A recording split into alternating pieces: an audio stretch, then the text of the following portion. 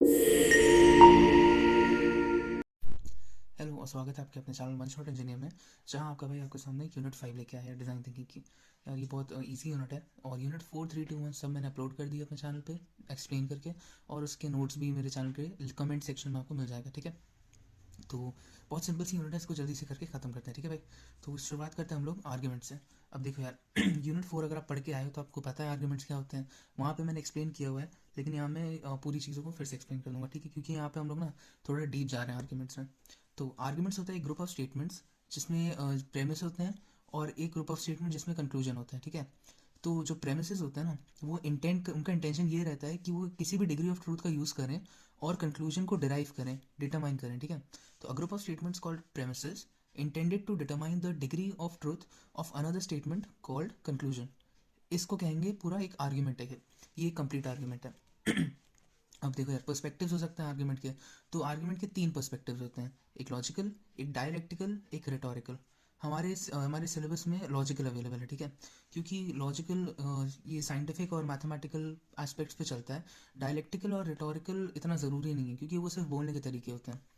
तो लॉजिक पे आते हैं हम लोग। Logic is the study of forms of reasoning in arguments, जहाँ पे हम लोग इसकी बात करें ना, and the development of standards and criteria to evaluate arguments. अब लॉजिक एक कह सकते हैं एक स्टडी है उन तरीकों की जिससे हम आर्ग्यूमेंट्स में रीजन करते हैं और आर्ग्यूमेंट्स को इवेलुएट करते हैं, ठीक है। तो रीजन भी कर सकते हैं, डेवलपमेंट भी कर सकते हैं और इवेलुएशन भी कर सकते हैं। ये सब हम लोग लॉजिक की हेल्प से करते हैं। तो in a valid argument the validity of the premise decides the validity of the conclusion. तो अब यार वैलिड आर्गुमेंट वो होते हैं ना जिसमें जितने भी प्रेमिसेस हम यूज़ कर रहे हो वो सब हमारे सीधे कंक्लूजन से रिलेट कर रहे हो, और अगर हमारा कंक्लूजन डिराइव हो रहा है तो फिर हमारा आर्गुमेंट वैलिड है। और फिर आते हैं इंडक्टिव आर्गुमेंट्स। इंडक्टिव वो होते हैं ना जिसमें हम लोग वैलिडिटी की जगह स्ट्रेंथ से हम लोग वैलिडिटी को डिराइव करते हैं। तो the strength of the argument decides the validity of the conclusion. अगर कंक्लूजन हम लोग को वैलिड चाहिए तो हमारे जो प्रेमिस है ना वो स्ट्रांग होना चाहिए। अगर स्ट्रांग प्रेमिस होगा तो हमारा कंक्लूजन भी ट्रू आएगा। और अगर कंक्लूजन हमारा अनट्रू होगा वो उसका रीज़न ये होगा क्योंकि हमारा प्रेमिस वीक थे। तो ये होता है इंडक्टिव तरीका, इंडक्टिव आर्ग्यूमेंट्स कहते हैं इनको। और अब हम आते हैं डायरेक्टिव और रिटोरिकल में। ये सिर्फ फॉर्मली इनफॉर्मली यूज़ किए जाते हैं, ठीक है, ये आर्ग्यूमेंट्स। ये आप लोग के फिलोसोफर्स होते हैं, आप लोग के ये रिटोरिशियंस होते हैं जो आर्ग्यूमेंट को डेवलप करते हैं, जहाँ पे सिंपल ऐसा नहीं रहता कि एक प्रेमिस होगा एक कंक्लूजन होगा, या फिर दो प्रेमिस होंगे और एक कंक्लूजन होगा। ये लोग ऐसे डिराइव करते थे आर्ग्यूमेंट्स जहाँ पे प्रेमिस और कंक्लूजन्स इनफॉर्मली कनेक्टेड होते थे, और वो अलग ही फिलोसफी का सब्जेक्ट में चला जाता है। इसीलिए हम लोग इसको सिर्फ यहाँ पे मेंशन कर रहे हैं, स्टडी नहीं कर रहे हैं। हम लोग स्टडी कैसे कर रहे हैं, हम लोग आर्ग्यूमेंट्स को कर रहे हैं, हमने लॉजिक को स्टडी किया, हमने वैलिड को स्टडी किया, हमने इंडक्टिव आर्ग्यूमेंट्स को किया, ठीक है। तो ये यहाँ पे आर्ग्यूमेंट हो गए, और इसके साथ एक आर्ग्यूमेंट डायग्राम होता है जिसको आप बनाओगे तो फिर आपको अच्छे से समझ में आ जाएगा कि एक्चुअली में हम बात कैसे कर रहे हैं। तो यार ये है एक आर्ग्यूमेंट डायग्राम।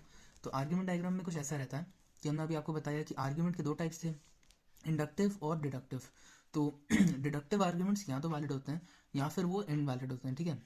लेकिन अगर डिडक्टिव आर्ग्यूमेंट जो है वो वैलिड होगा तो उसमें भी दो पॉसिबिलिटीज़ हैं। पहली पॉसिबिलिटीज़ कि उसके जो प्रेमिसेस है ना, ये प्रेमिसेस हैं, ये साउंड है, ये मैं बता दे रहा हूँ आपको, ये प्रेमिसेस होंगे ये सारे। तो वैलिड आर्ग्यूमेंट्स के प्रेमिस साउंड होंगे, मतलब सही होंगे, या फिर अनसाउंड हो सकते हैं। इनवैलिड के तो हमेशा ही अनसाउंड होंगे। अब मैं कह रहा हूँ कि भाई वैलिड के अनसाउंड कैसे हो सकते हैं, क्योंकि हमारे जो आर्ग्यूमेंट्स होते हैं ना उसमें ज़रूरी नहीं है कि हमेशा सिर्फ एक ही प्रेमिस हो, एक से ज़्यादा प्रेमिस भी हो सकता है। और ज़रूरी नहीं है कि सब सही हो सकता है एक बाद में जाके गलत हो जाए, हो सकता है एक हमने अजम्पशन माना हो जो एक्चुअली सही नहीं था, लेकिन फिर भी वो इतना अफेक्ट नहीं करता। इसलिए हो सकता है कि हमारी कुछ चीज़ें अनसाउंड हो लेकिन फिर भी आर्ग्यूमेंट वैलिड हो, ठीक है। और इनवैलिड में तो इनवैलिड तभी होगा कोई भी डिडक्टिव आर्ग्यूमेंट जब उसके सारे प्रेमिस अनसाउंड होंगे। फिर आते हैं इंडक्टिव में। इंडक्टिव में यार देखो, मैंने अभी आपको बताया था ना, इंडक्टिव में स्ट्रेंथ का खेल है। या तो आपके प्रेमिस स्ट्रांग होंगे या वीक होंगे। अगर स्ट्रांग होंगे, अगर आपका आर्ग्यूमेंट स्ट्रांग होगा तो इसका मतलब ये है कि ये कोजेंट होगा। अब कोजेंट का मतलब होता है इसको आप लोग इसी का ऑल्टरनेटिव मान लो। साउंड का मतलब ये यहाँ पर ट्रुथ भी हो सकता है। हमारा जो कंक्लूजन है ये ट्रूथ है या फिर ट्रू है, इसकी वजह से हमारे प्रेमिसेस कोजेंट है।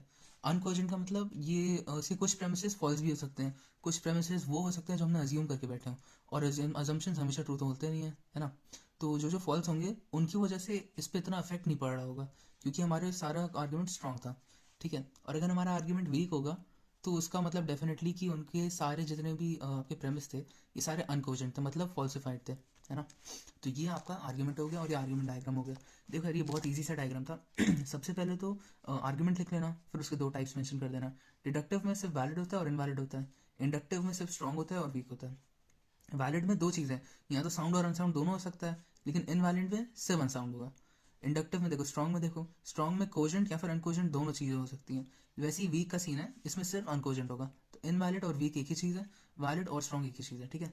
इसको मैप कर लेना आराम से, और ये आपके आंसर को काफ़ी स्ट्रॉन्ग बना देता है। हमारा नेक्स्ट टॉपिक जो है ना, ये क्लेम होता है। क्लेम क्या होता है ना, क्लेम एक डिसाइसिव स्टेटमेंट होता है। मतलब अगर मैं किसी चीज़ पे क्लेम कर रहा हूँ, तो मतलब मेरा एक डिसीजन है या फिर एक अपील है जो एक डिसीजन को फेवर कर रही है, उसको मैं क्लेम कहता हूँ, ठीक है। तो इससे हमें पता चलता है कि हम किसी चीज़ को गुड कह सकते हैं, ट्रू कह सकते हैं, या फिर हम ऐसी चीज़ बता सकते हैं कि व्हाट शुड बी डन, हमें एक्चुअली करना क्या चाहिए इस मोमेंट पे।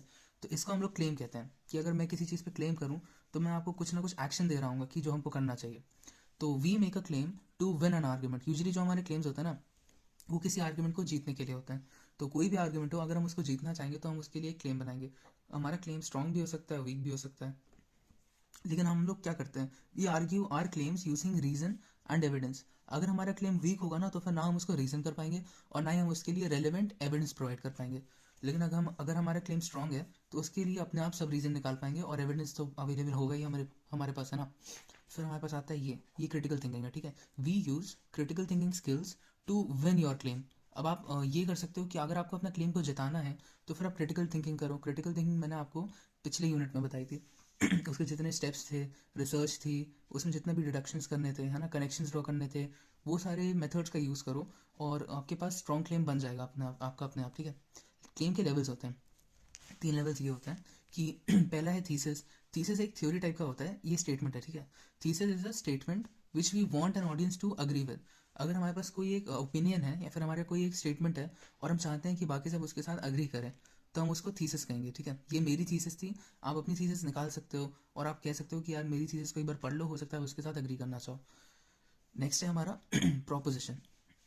प्रोपोजिशन एक स्टेटमेंट होता है जो हमको बताता है एक आर्ग्यूमेंट के बारे में। अब प्रोपोजिशन से आप ये प्रोपोजिशन क्या होता है ना, ये बहुत सारी छोटे छोटे स्टेटमेंट्स होते हैं या फिर यूनिट्स होती हैं प्रोपोजिशन की, जिसको हम लोग ज्वाइन करते हैं। ज्वाइन करने के लिए हम लोग कंजंक्शन, डिसजंक्शन या फिर कंडीशनल और बाई कंडीशनल का भी यूज़ करते हैं, ठीक है। इसको हम लोग आगे पढ़ेंगे अभी डिटेल में। और फिर क्लेम आता है। क्लेम अभी हमने पढ़ा है, और ईच सेक्शन ऑफ स्पीच और paragraph to make a claim. तो हमारे जो भी हमारे पैराग्राफ होते हैं ना, जो भी हम लोग आर्ग्यूमेंट में अपनी चीज़ें बोल रहे हैं, हमारी जितनी भी स्पीचेज हैं, हमारे जितने भी पैराग्राफ्स हैं, उसमें कोई ना कोई एक सेक्शन निकल ही आएगा जो हमारे एक क्लेम हो, किसी भी फॉर्म का क्लेम हो, लेकिन एक क्लेम हो सकता है। तो फाइनली ना, कोई भी अगर हम एक चीज़ को असर्शन करें और असर्शन ऐसा करें कि हमको अपने जो हमारा मेन पॉइंट था उसमें हमको सपोर्ट मिल पाए, इसका मतलब हमने क्लेम किया है, क्लेम्ड दैट टॉपिक या फिर क्लेम ऑन दैट टॉपिक। तो ये हमारा एक असर्शन होता है जिसको हम फोर्स करते हैं कि वो सपोर्ट में चेंज हो जाए, इसको कहते हैं हम क्लेम, ठीक है।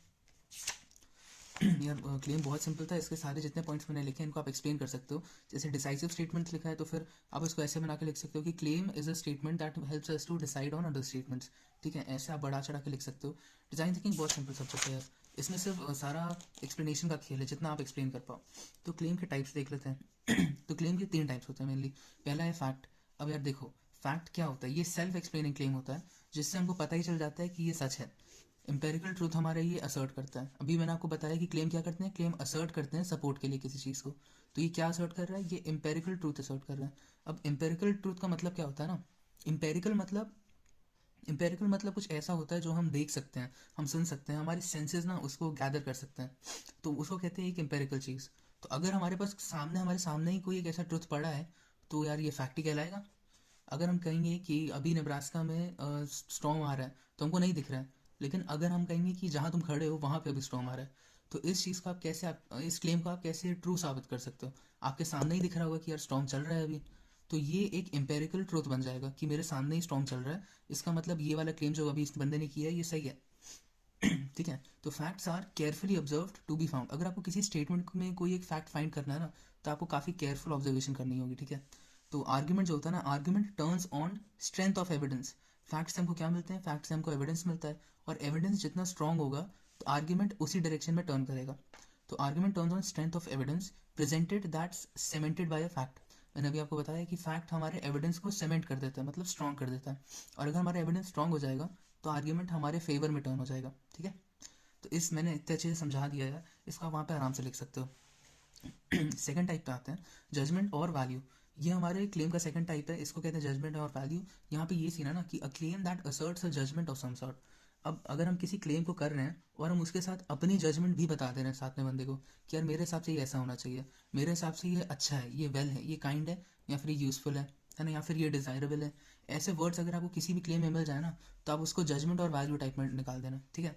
तो हमारे क्लेम में ऐसे वर्ड्स मिलते हैं, अगर हमारे ऐसे वर्ड्स मिल रहे हैं तो फिर इस क्लेम का टाइप होगा जजमेंट और वैल्यू टाइप, ठीक है। तो ये थिंग्स पे बेस्ड होता है, जो हमको पसंद है या फिर नहीं पसंद है, और ये हम लोग काफ़ी बार ऑडियंस के सामने यूज़ करते हैं। तो आप ऐसे इसको समझ सकते हो कि अगर आपको कुछ पसंद या ना पसंद है तो फिर आप उसको कहोगे ना कि ये अच्छा है, ये काइंड है, या फिर ये मेरे लिए यूज़फुल है। तो ऐसे वर्ड्स आप अपने क्लेम में यूज़ करोगे और इसी वजह से ये इस टाइप में आ जाएगा। तो जो आर्ग्यूमेंट होता है ना, अगर हम यहाँ पे इसका यूज़ करें तो आर्ग्यूमेंट कैसे टर्न करता है, argument turns on whether the underlying value of claim is accepted as public good.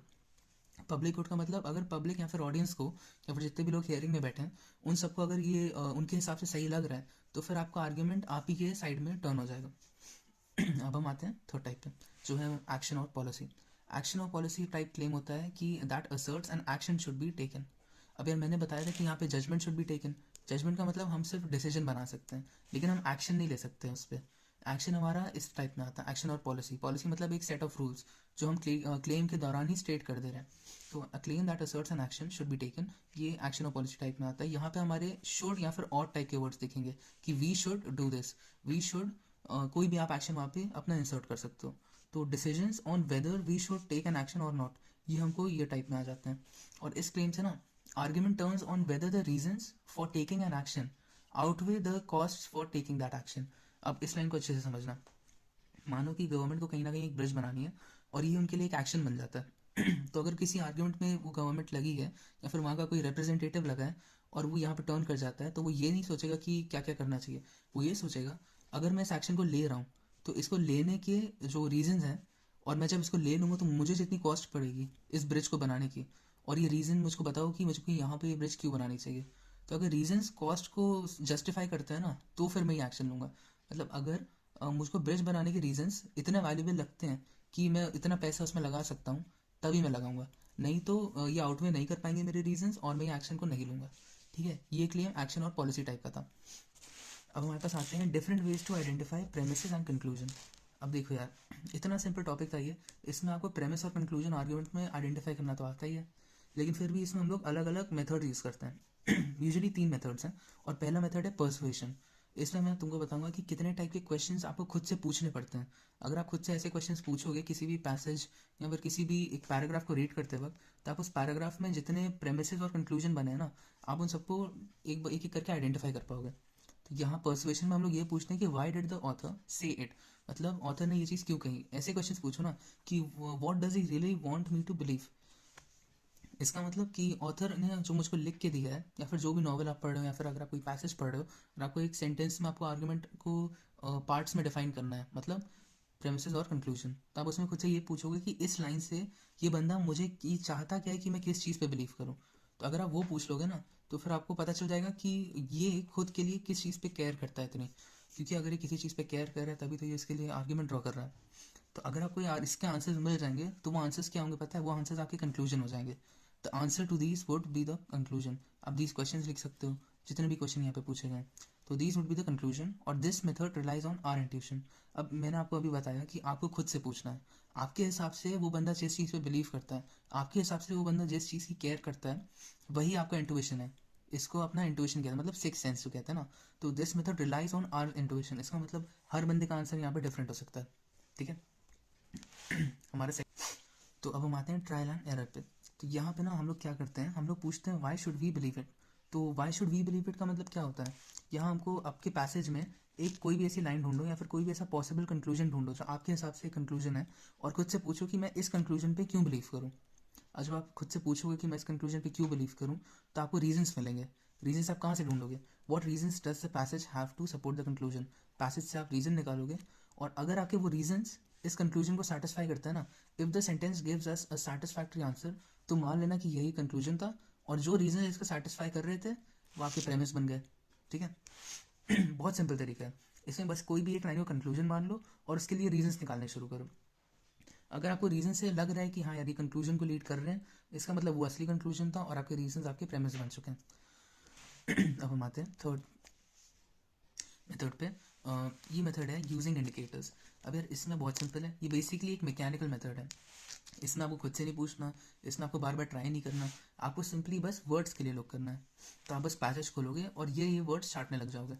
तो using the English words to find support structure. Support structure मतलब आपका जो आर्ग्यूमेंट का स्ट्रक्चर था ना, वो किससे सपोर्ट होता है? आपका आर्ग्यूमेंट स्ट्रक्चर प्रेमिस और कंक्लूजन से सपोर्ट होता है, और उन्हीं दोनों को ढूंढने के लिए आप ये वाले वर्ड्स यूज़ करोगे। अब आपको पता है ना कि जब हम प्रेमिस बनाते हैं ना, इंग्लिश वर्ड में, जब इंग्लिश लैंग्वेज में जब भी कोई प्रेमिस बनाते हैं तो हम ऐसे लाइन्स का यूज़ करते हैं बनाते वक्त। गिवन दैट, फिर यहाँ पे रीज़न होगा, फॉर द रीज़न ऑफ, फिर रीज़न होगा, आफ्टर ऑल, ये चीज़ रीज़न पे आ जाएगी, एज इंडिकेटेड बाय रीज़न। तो आपको पता है कि ये सारे वर्ड्स एक रीज़न को लीड करते हैं और वो रीज़न आपका प्रेमिस बन जाएगा। इसीलिए आप ऐसे वर्ड्स ढूंढोगे, किसमें जब आप प्रेमिस ढूंढ रहे होगे तो आप ऐसे रीजंस वाले वर्ड ढूंढोगे। अब हम आते हैं कंक्लूजन पे। कंक्लूजन में आपको पता है कि देयरफॉर आप यहाँ पे अपना डिसीजन या फिर कंक्लूजन मेंशन करते हो, अकॉर्डिंगली आप डिसीजन मेंशन करते हो, दैट इज़ वाई का मतलब क्या है? आप अपना कंक्लूजन मेंशन करोगे यहाँ पे। हेंस यहाँ पे कंक्लूजन आता है, दस कंक्लूजन, और फिर सो, ये सब रीजंस के कंक्लूजन होते हैं। तो आपके पास प्रेमिसेस आ गए, गिवन दैट यहाँ पे कोई कंडीशन है और उसी वजह से देयरफॉर आपको यहाँ पे कंक्लूजन आता है।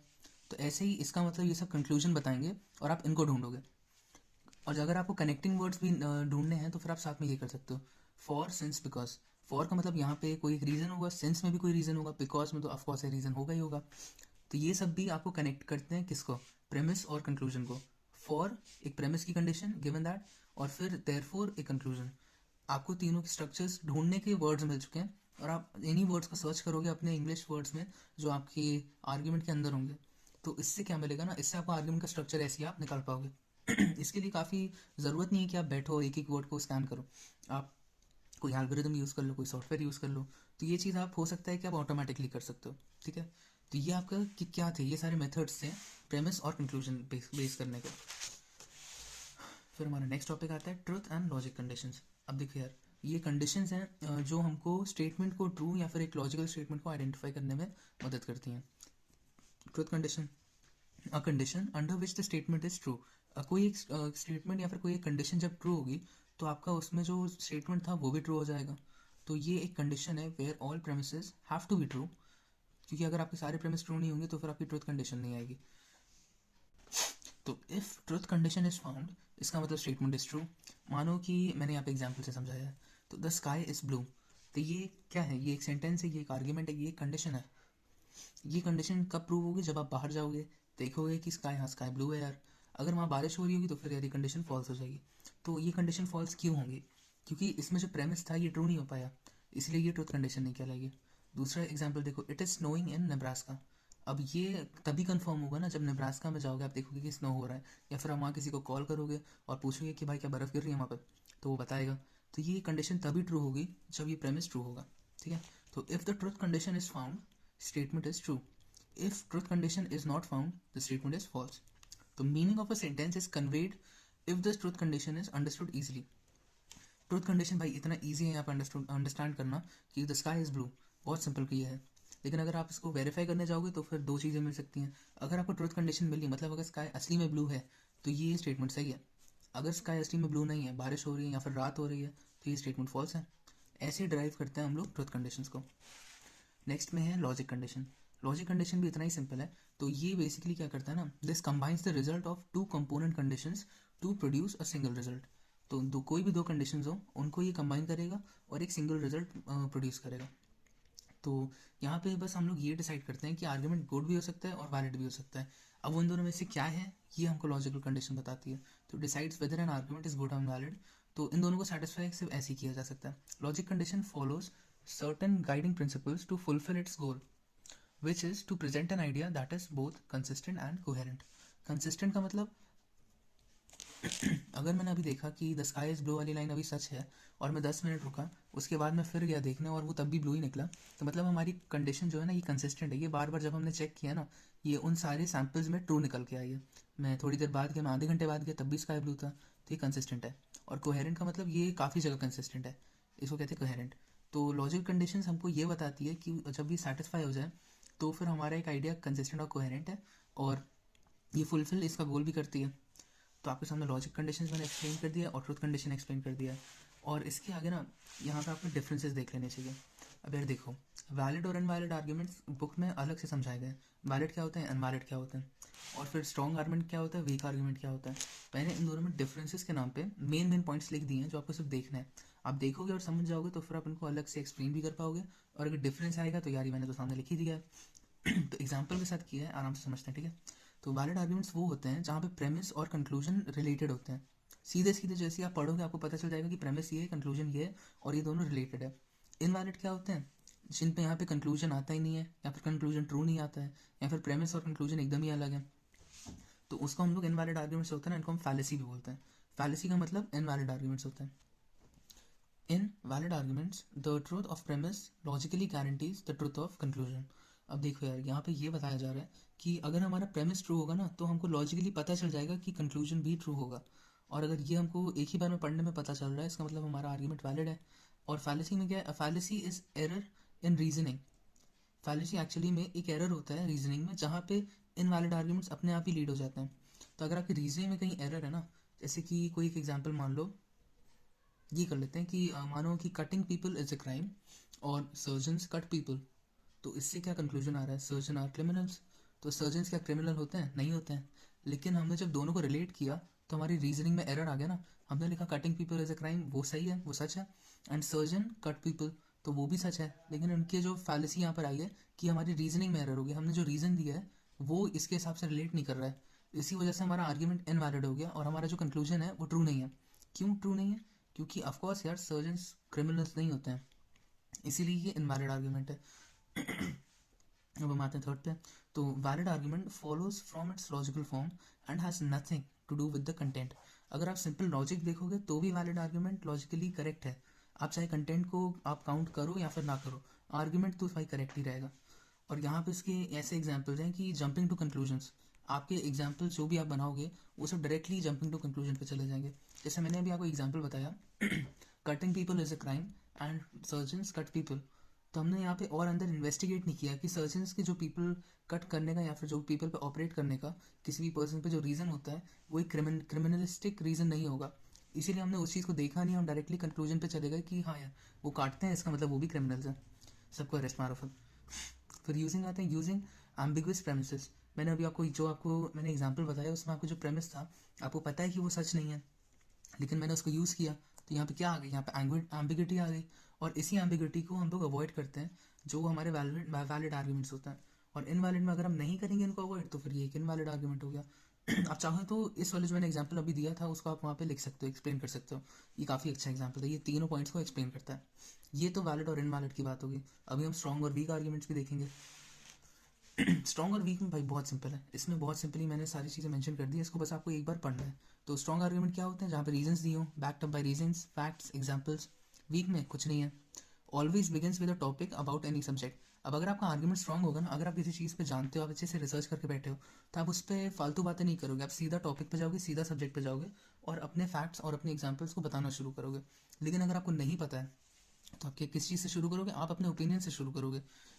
और ओपिनियंस देखो यार, ओपिनियंस मैटर नहीं करते हैं आर्ग्यूमेंट में, क्योंकि आर्ग्यूमेंट काफ़ी स्ट्रिक्ट फॉर्मल तरीका होता है किसी भी चीज़ को डिसाइड करने का।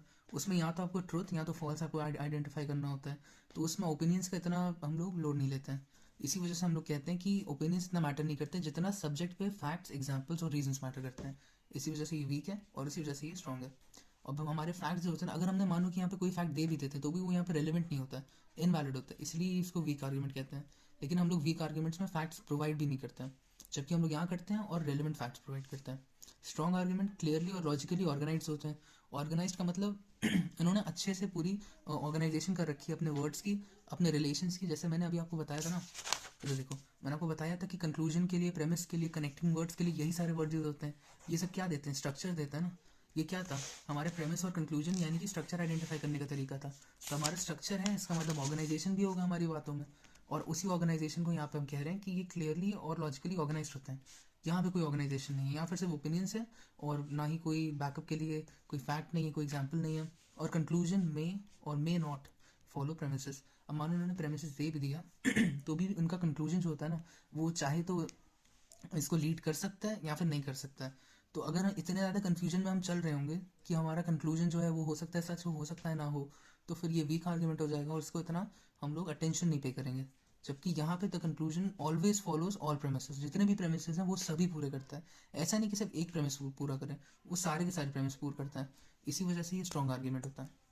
ये आपके स्ट्रॉन्ग एंड वीक आर्ग्यूमेंट्स हो गए, लेकिन अभी हमको डिडक्टिव आर्ग्यूमेंट्स और इसके टाइप्स भी देखना है। तो डिडक्टिव आर्ग्यूमेंट एंड टाइप्स। तो डिडक्टिव आर्ग्यूमेंट्स में हम लोग ये करते हैं कि हमारा जो आर्ग्यूमेंट है वो डिपेंड करता है किस पे, वो प्रेमिसेस पे डिपेंड करता है, जो कि हमेशा ट्रू होना चाहिए कि हमारे कंक्लूजन को सपोर्ट कर पाए। क्योंकि हम लोग कंक्लूजन किससे ड्रॉ करते हैं, प्रेमिसेस से ड्रॉ करते हैं, कंक्लूजन्स ड्रॉन फ्रॉम देम। तो अगर वो अपने प्रेमिस यानी अपने प्रेमिस जो हैं वो सपोर्ट करे कंक्लूजन को, तो हमारा आर्ग्यूमेंट जो होगा वो डिडक्टिव आर्ग्यूमेंट कहलाएगा। इसके अलग अलग टाइप्स भी होते हैं। तो if each condition is true then the argument will reach a conclusion accurately. जितने कंडीशंस हम यहाँ पे प्रोवाइड करेंगे वो सब अगर ट्रू निकल आए तो फिर हमारा आर्ग्यूमेंट एक्यूरेट हो जाएगा और वो हमारा कंक्लूजन भी एक्यूरेट हो जाएगा। तो developed through deductive reasoning. Deductive reasoning एक फॉर्म ऑफ थिंकिंग होता है, एक फॉर्म ऑफ रीजनिंग होता है, जहाँ पे हम लोग रिड्यूस करते हैं चीज़ों को फ्रॉम किससे, फ्रॉम प्रेमिसेस से। तो use to develop conclusions and logically approach topics in many fields. अब ये डिडक्टिव आर्ग्यूमेंट्स और डिडक्टिव रीजनिंग होती है ना, इनके बहुत सारे एप्लीकेशंस होते हैं। काफ़ी एप्लीकेशंस में मैथ एक एप्लीकेशन है, साइंस एक एप्लीकेशन है, फिलोसफी भी एक एप्लीकेशन है। क्योंकि हम लोग ज़िंदगी के काफ़ी सारे और जितना भी हमारा नेचर है इसके काफ़ी सारे पॉइंट्स को निकालते हैं, उनमें से कुछ सिंगुलर रिजल्ट्स को रिड्यूस करते हैं और वो हमारे क्या बन जाते हैं, वो हमारे कॉन्सेप्ट्स बन जाते हैं, फॉर्मूलाज बन जाते हैं जो हम लोग मैथ में यूज़ करते हैं, कंसेप्ट जो हम बायोलॉजी में वगैरह वगैरह यूज़ करते हैं और फिलोसफी में, है ना। तो टाइप्स देख लेते हैं। तो पहला टाइप तो इसका सिलोगिज्म होता है। तो syllogism generally relies on two conditions which are assume to be correct. तो सिलोगिज्म में हम लोग दो कंडीशन देते हैं या फिर दो से ज़्यादा भी दे सकते हैं। ये जनरली दो कंडीशंस पे काम करता है, लेकिन यहाँ पे अजम्पशन हमको लेके चलना होता है कि वो दोनों कंडीशन करेक्ट होंगे। तो ये चीज़ हमको यहाँ पे लेके चलनी है, ठीक है। सिलोगिज्म में दो कंडीशंस होती हैं और दोनों अज्यूम की जाती हैं कि वो करेक्ट हो। और दूसरा फॉर्म है मॉडस पोनेंस। ये एक सिलोगिज्म का ही फॉर्म है जहाँ पे कंडीशन को रिलाई नहीं करना होता है। यहाँ सिंपल ये है कि that presents an argument relying on condition being true so that the conclusion is also true. अब देखो यार, इसका मतलब यहाँ पे ये नहीं कि हम कंडीशन पर रिलाई ना करें, लेकिन हमको इस चीज़ को हमेशा ध्यान में रखना है कि हमारा जो आर्ग्यूमेंट होगा, जो सिलोगिज्म का फॉर्म है, वो इस बात पर रिलाई ज़रूर करेगा कि हमारी जो भी कंडीशंस हैं वो ट्रू होनी चाहिए, क्योंकि उसका कंक्लूजन जो होता है ना वो हमेशा ट्रू होता है। इसका मतलब अगर हमें कोई प्रॉब्लम दे दी जाए और बता दिया जाए कि यार ये मॉडस पोनेंस का ये आर्ग्यूमेंट है, अगर ये इस टाइप का आर्ग्यूमेंट है तो हमको पता है कि इसका जो कंक्लूजन है वो ट्रू होगा। और अगर ये ट्रू निकल आया, इसका मतलब हम कंडीशंस को यूज़ कर सकते हैं। यूज़ क्यों कर सकते हैं? क्योंकि हमें वेरीफाई करने की ज़रूरत नहीं है, क्योंकि वो भी ट्रू ही होंगे। तो ये हमारा मॉडस पोनेंस है। और मॉडस टॉलरेंस इसका ठीक उल्टा है। ये भी एक फॉर्म ऑफ सिलोगिज्म है। मैंने आपको बताया ना, ये एग्जैक्टली यही है और ये इसका ठीक उल्टा है। तो this is an exact opposite of modus tolerance. या फिर इसको हम लोग ये भी कह सकते हैं कि रिप्लेसेस ट्रू विथ फॉल्स। यहाँ पे जितनी पूरी लाइन लिखी है मैंने, form of syllogism that presents an argument relying on the conditions being false so that the conclusion is also false. ठीक है, ये एग्जैक्टली जो डेफिनेशन मैंने अभी आपको बताई, ये इसी की डेफिनेशन है। ठीक है, तो इसको डायरेक्टली बस रिप्लेस कर देना, बस इसको याद कर लो और इसमें जहाँ जहाँ ट्रू लिखा है इसकी जगह फॉल्स लिख देना, और ये सही, एकदम एग्जैक्ट सही आंसर है। ठीक है, तो ये आपके क्या हो गए, ये टाइप्स हो गए डिडक्टिव आर्ग्यूमेंट्स के। लेकिन डिडक्टिव आर्ग्यूमेंट्स में हम लोग डायग्राम्स का भी यूज़ करते हैं और उसी को हम स्टडी करने जा रहे हैं। तो आर्ग्यूमेंट डायग्राम जो होता है ना, हम लोग आर्ग्यूमेंट्स को यूजुअली सिर्फ वर्ड्स और स्ट्रक्चर्स में देखते हैं, पैराग्राफ्स में देखते हैं, फ्रेजेस में देखते हैं। लेकिन अगर जो डिटेक्टिव वगैरह लोग होते हैं उन लोग को विजुअली देखने में ज़्यादा हेल्प मिलती है। तो हम लोग इन्हीं पैराग्राफ्स को, इन्हीं आर्ग्यूमेंट्स को विजुअली रिप्रेजेंट करते हैं। तो this is a visual representation of the structure of argument. जितने भी आर्ग्यूमेंट होते हैं उनको हम विजुअली भी रिप्रेजेंट कर सकते हैं। लेकिन इसका पर्पस भी होना चाहिए ना। The purpose for mapping, mapping का मतलब जो हमारा आर्ग्यूमेंट था उसको मैप करना है एक डायग्राम में। The purpose of mapping is to uncover logical structure of an argument and identify unstated assumptions। अब मानो हम कुछ चीज़ें जो ऐसी होती हैं जो हम उसको अज्यूम करके चल रहे हो, लेकिन हमने कहीं भी अपने आर्ग्यूमेंट में उसको स्टेट ना करी हो। और अगर हमने किसी चीज़ को स्टेट नहीं करी और उसको अज्यूम करके चल रहे हैं तो ये डेंजरस है हमारे पूरे आर्ग्यूमेंट के लिए, क्योंकि हमारे पास एक ऐसी लाइन है जो हमको पता भी नहीं है और हम उसका यूज़ कर रहे हैं। तो इसलिए ऐसी चीज़ें ना हो और इसी चीज़ों को हम आइडेंटिफाई करते हैं डायग्राम के थ्रू। तो this evaluates support of conclusion and aids understanding debates. अगर डिबेट में देखो, जितनी भी डिबेट्स होती है ना उसमें हम लोग क्या करते हैं, फॉर एंड अगेंस्ट में हम लोग रीजनिंग करते हैं। और उन्हीं रीजनिंग को कैसे सपोर्ट करेंगे, हम लोग अपनी जितने भी अजम्पशंस हैं, जितने भी लॉजिकल स्ट्रक्चर्स हैं, उसको एवेलुएट करते हैं और उसी को अंडरस्टैंड करते हैं यहाँ पे। और अंडरस्टैंड करने का बेस्ट टूल हमारे पास रहता है आर्ग्यूमेंट डायग्राम। तो मैंने यहाँ पे सिंपली ये मेंशन किया है कि argument diagram is also use to support need of issues ideas and arguments and wicked problems. अब देखो विकेट प्रॉब्लम्स आपका फर्स्ट या सेकंड यूनिट का पार्ट था, अब आपने वो उतना पढ़ ही लिया है, तो फिर विकेट प्रॉब्लम्स का आपको पता है क्या होती हैं। तो ये ऐसी प्रॉब्लम्स होती हैं जिनका सॉल्यूशन बहुत सारे इंटरकनेक्टेड छोटे छोटे रीजंस पे बेस्ड होता है। अगर हमको इंटरकनेक्टेड रीजंस पे जाना होगा तो वो बहुत ज़्यादा कॉम्प्लेक्स हो जाता है, और अगर हमको कम्प्लेक्सिटी रिड्यूस करनी है तो हमको उसको विजुअली रिप्रेजेंट करना ही पड़ेगा, और इसी के लिए आर्ग्यूमेंट डायग्राम का यूज़ होता है। ठीक है, तो आपने जो नॉर्मल जो आर्ग्यूमेंट होता है ना, उसमें देखो हमारे क्या होता है, हमारा कंक्लूजन होता है और प्रेमिस होता है। लेकिन जो हमारा डायग्राम होगा इसमें हम कंक्लूजन को कंटेंशन कहते हैं और प्रेमिस को रीजंस कहते हैं। ठीक है, तो हम लोग इसी पार्ट को दिमाग में लेके चलेंगे, और ऐसा दिखता है आपका स्टैंडर्ड डायग्राम। ये एक कंटेंशन है, कंटेंशन मतलब कंक्लूजन। तो इस कंक्लूजन पे कैसे आ रहा है हम लोग, यहाँ पे प्रेमिस होगा, प्रेमिस को हम लोग रीजंस कहते हैं ना, तो रीजंस और यहाँ ऑब्जेक्शंस। ये ऑब्जेक्शंस मतलब ये ऑपोजिटिव या फिर अपोजिंग रीजंस हैं कि ये कंक्लूजन फॉल्स है या फिर ये कंक्लूजन नहीं होना चाहिए, तो ये ऑब्जेक्शंस हैं उसके। तो ये इन ऑब्जेक्शन को यहाँ पे लिखते हैं और इन्हीं ऑब्जेक्शंस को यहाँ पे ज्वाइन करके यहाँ पे दिखाते हैं। और जितने रीजंस हैं, और एंड का मतलब क्या है, ये एक्स्ट्रा फैक्ट्स हैं और एविडेंस है जो इस रीज़न को सपोर्ट कर रहे हैं। तो इसके अपने एविडेंसेस हैं और इसके अपने एविडेंसेस हैं। ये इसको सपोर्ट कर रहा है तो इसका कोई सोर्स होगा। देखो यार, एविडेंस कहाँ से निकलता है, एविडेंस किसी सोर्स से निकलता है ना। तो यहाँ सोर्स होगा इस एविडेंस का और ये सोर्स होगा इस एविडेंस का, तो ये दोनों अपने से कनेक्टेड हैं, और ये यहाँ पे एक ही चीज़ रिप्रेजेंट कर रहे हैं जो फॉर में है। इस कंक्लूजन के फॉर वाला पार्ट ये है, इस कंक्लूजन का अगेंस्ट वाला पार्ट ये है। अगेंस्ट में आपको पता है कि ऑब्जेक्शन आएगा, फॉर में आपको पता है कि रीजंस आएंगे। ठीक है, ये मैंने आपको डायग्राम एक्सप्लेन कर दिया है। ऐसा ही सेम टू सेम डायग्राम चाहो तो बना के आ सकते हो, चाहो अगर स्पेस कम है तो उसको छोटा कर देना, इन दोनों को क्या कह सकते हैं, कंडेंस कर देना। ठीक है, और स्टेप्स देख लो, ये डायग्राम बनाने के स्टेप्स देख लो। तो सबसे पहले क्या करता है ना, identifying all claims made by the argument statements. Statement का मतलब पूरी लाइन को रीड करो और जितने भी स्टेटमेंट्स हैं, जितने भी आर्ग्यूमेंट्स बोले जा रहे हैं, उन सबको आइडेंटिफाई कर लो। आइडेंटिफाई करते कैसे हैं, मैंने आपको बताया कि प्रेमिसेस और कंक्लूजन कैसे डिराइव करते हैं, अभी मैंने आपको बताया था। आप नोट्स में जाओगे तो आप रिविजन में देख सकते हो, और इसी प्रोसेस का यूज़ करके हम लोग आइडेंटिफाई करते हैं सारे स्टेटमेंट्स को। तो हम लोग इसके बाद क्या करेंगे, हम लोग करेंगे कि eliminate non essential words and re write them. अब देखो यार, अब अगर बहुत सारे कंक्लूजन या फिर बहुत सारे ऐसे आर्ग्यूमेंट्स हैं जो बहुत भर दे रहे हैं हमारे स्टेटमेंट को, तो उसमें से जो फिलर वर्ड्स होते हैं ना, फिलर वर्ड्स मतलब जो ऐसे यूजलेस वर्ड्स हैं जो सिर्फ सपोर्ट कर रहे हैं और किसी काम के नहीं है, तो हम उन सारी चीज़ों को हटा देते हैं, एलिमिनेट कर देते हैं नॉन एसेंशियल वर्ड्स को, और पूरी जो पैराग्राफ होते हैं उसको अलग अलग सेंटेंसेस में रीराइट कर लेते हैं। और सेंटेंसेस में रीराइट करने से क्या होता है, हमको एक एक आर्ग्यूमेंट लिस्ट करके मिल जाएगा। फिर third step, identify the premise, सब कंक्लूजन्स एंड मेन कंक्लूजन। मैंने जो अभी आपको बताया था वही थर्ड स्टेप है, वही थर्ड स्टेप है। हमको सारे प्रेमिस निकालने हैं, कंक्लूजन्स निकालने हैं और सब कंक्लूजन। सब कंक्लूजन्स मतलब कि मानो ये सिर्फ एक कंक्लूजन हो और इसके ऊपर और भी एक इससे बड़ा कंक्लूजन आ रहा हो, जिसके लिए ये कंक्लूजन रीज़न बन चुका है, ये रीज़न बन जाएगा इससे बड़े कंक्लूजन के लिए, तो ये उसका सब कंक्लूजन कहलाएगा। ठीक है, तो इसको भी आइडेंटिफाई करना है, और अगर इसके नीचे कोई भी और कंक्लूजन है तो उनको भी आइडेंटिफाई करना है। मानो हमने थर्ड स्टेप कर लिया, हमने आइडेंटिफिकेशन कर ली, तो हमने जो मिसिंग कंक्लूजन्स थे ना, जो मिसिंग वर्ड्स थे, मिसिंग प्रेमिसेस थे, इसको ये ऑप्शनल आप चाहो तो कर सकते हो, नहीं तो नहीं कर सकते हो, कोई दिक्कत नहीं है। इसको भी वहाँ पे प्रोवाइड कर देना कि जो चीज़ हम अज्यूम करके चल रहे हैं लेकिन वो अभी यहाँ पे हमने लिखी नहीं है, तो वो चीज़ें लिख देना। ठीक है, फिर ये फिफ्थ स्टेप आता है, पुट स्टेटमेंट इनटू बॉक्सेस, जैसा मैंने किया है, एंड लिंक विद लाइंस। अब अगर इसका इससे रिलेशन है तो हम इसे लाइन से लिंक कर देंगे, अगर इन दोनों को ये चीज़ इस चीज़ को इम्प्लाई कर रही है तो हम यहाँ पे एरोज बना देंगे। और ये एरो वाला पार्ट, ये सिक्स स्टेप है, इंडिकेट सपोर्ट फ्रॉम कंक्लूजन्स या फिर आपके रीजंस, एविडेंसेस, सोर्सेज, जितने भी चीज़ें हैं एक्सेट्रा, थ्रू एरोज। एरोज मैंने अभी आपको बताया कि ये ऑब्जेक्शन अगर इस ऑब्जेक्शन को लीड कर रहा है और ये ऑब्जेक्शन इसको डिनाई कर रहा है तो इसमें एरोज डाल देना, यहाँ पे भी एरोज डाल देना सपोर्ट के लिए। तो सपोर्ट और ऑब्जेक्शंस के लिए हम लोग एरोज का यूज़ करते हैं। ठीक है, तो आपके सामने पूरा डायग्राम है आर्ग्यूमेंट का, इसके स्टेप्स हैं, इसके फीचर्स हैं, और मैंने डायग्राम के सारे 5 फीचर्स जितने थे वो सब एक्सप्लेन कर दिए। ठीक है, तो ये आप आराम से लिख सकते हो। अब हम आते हैं लॉजिकल रीजनिंग और इसके टाइप्स पर। तो लॉजिकल रीजनिंग क्या होती है, a type of problem solving that works through a set of rules that govern a scenario. अब गवर्न अ सिनेरियो यहाँ पे इसका मतलब ये है ना कि लॉजिकल रीजनिंग एक प्रॉब्लम सॉल्विंग का टाइप है जो ऐसे काम करती है कि हमको वो रूल्स आइडेंटिफाई करने हैं जो एक सिनेरियो को कंट्रोल करते हैं, कंट्रोल मतलब गवर्न करते हैं। ठीक है, तो बस इन रूल्स को आइडेंटिफाई करना होता है जो सिनेरियो को गवर्न करते हैं। तो लॉजिकल रीजनिंग हम यूज़ करते हैं एक सेट ऑफ रूल्स जिसको हम एक एल्गोरिथम कहते हैं। एल्गोरिथम क्या होता है, एक सेट ऑफ स्टेप्स होता है, एक सेट ऑफ रूल्स होता है ना। हम इसी को यूज़ करते हैं and testing different algorithms to determine which sequence of rules lead to correct solution. हम लोग बहुत सारे मेथड, बहुत सारे सीक्वेंस ऑफ स्टेप्स यूज़ करते हैं, और उन सारे सीक्वेंसेस में से एक एल्गोरिथम कोई ना कोई तो होगी ना जो हमको करेक्ट सोल्यूशन दे। हम उसको डिटरमाइन करने के चक्कर में डिफरेंट एल्गोरिथम को टेस्ट करते हैं। ठीक है। यहाँ पे ये है कि we use given data to determine other facts. Other facts का मतलब जितने अदर हमारे पास लॉजिकली जो हमारे पास आ पा रहे हैं फैक्ट्स, हम उन चीज़ों को वहाँ लिखते हैं और वहाँ नई नई चीज़ों को इंसर्ट कर देते हैं। लॉजिकल रीजनिंग का मतलब यही होता है ना यार, कि हम लोग किसी प्रेमिस या फिर किसी कंडीशन पे किसी कंक्लूजन को लीड कर रहे होंगे, किसी फैक्ट को लीड कर रहे होंगे।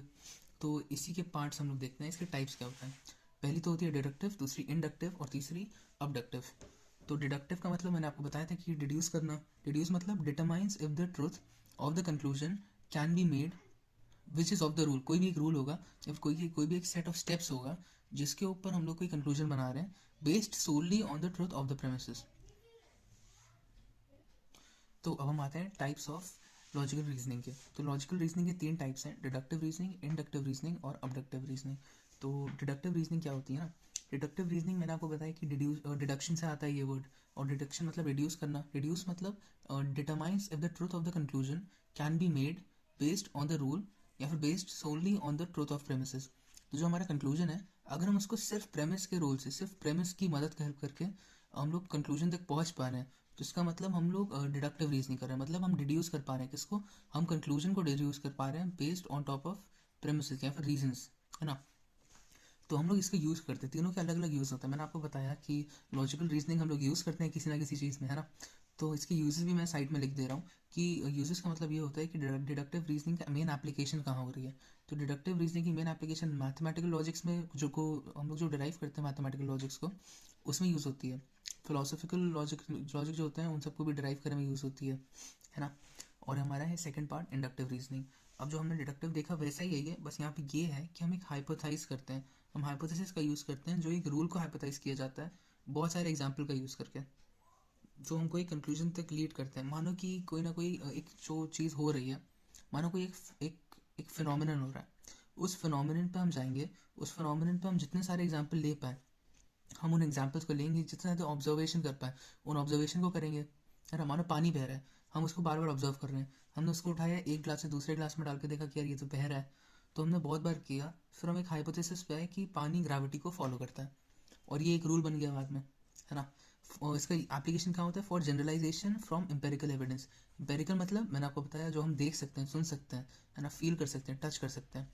तो हम देख सकते थे कि पानी ग्रेविटी को फॉलो कर रहा है, तो ये हमारा एम्पेरिकल एविडेंस बन गया। और यही हाइपोथेसिस जो थी, इसको हमने इंडक्टिव रीजनिंग के थ्रू ट्रू कर दी, और ये हमारी इंडक्टिव रीजनिंग की एप्लीकेशन में आ गई। हम लोग जनरलाइजेशन भी करते हैं। और फिर थर्ड है अबडक्टिव रीजनिंग। अब इसको हम लोग इन्फरेंस भी बोलते हैं। बेसिकली हाइपोथेसिस डेवलप करने में इसका भी यूज़ होता है। और हम लोग क्या करते हैं ना, हम लोग कंक्लूजन देते हैं किसी भी पॉसिबल प्रेमिसेस पे। तो जो भी साइंटिस्ट होते हैं, डिटेक्टिव्स होते हैं या फिर डायग्नोस्टिशियंस होते हैं, ये सब अबडक्टिव रीजनिंग का यूज़ करते हैं। क्यों? क्योंकि ये आपको बताते हैं ना कि आपके सिम्टम्स ये थे, आपके कुछ 10 सिम्टम्स हैं और आपको पॉसिबली कुछ 3 से 4 बीमारियां हो सकती है। वो कैसे इस रीजन पे जा पाते हैं? क्योंकि वो इन्फ्रेंस करते हैं, फिर इन्फर करते हैं या फिर हाइपोथेसिस बनाते हैं, वो कंक्लूजन निकालते हैं, पॉसिबल कंक्लूजन निकालते हैं। ठीक है, आपको ये भी हो सकता है या फिर आपको दूसरी बीमारी हो सकती है। ये पॉसिबल कंक्लूजन प्रेमिसेस के बेसिस पे होते हैं, और ये प्रेमिसेस हो सकता है ट्रू हो सकता है ना हो। यहाँ मेन चीज़ है मे, हो सकता है ट्रू हो या फिर हो सकता है ना हो। इसी वजह से ये लोग अलग अलग कंक्लूजन बार बार निकालते रहते हैं, और जितनी भी हमारी थ्योरीज है ना वो इम्प्रूव होती रहती हैं। ये सब अबडक्टिव रीजनिंग की एप्लीकेशंस थे। ये मैंने आपको बता दिया कि अबडक्टिव रीजनिंग क्या होती है, उसका एप्लीकेशन क्या होता है। इंडक्टिव रीजनिंग क्या होती है, उसका एप्लीकेशन क्या होता है। डिडक्टिव क्या होती है, उसका एप्लीकेशन क्या होता है।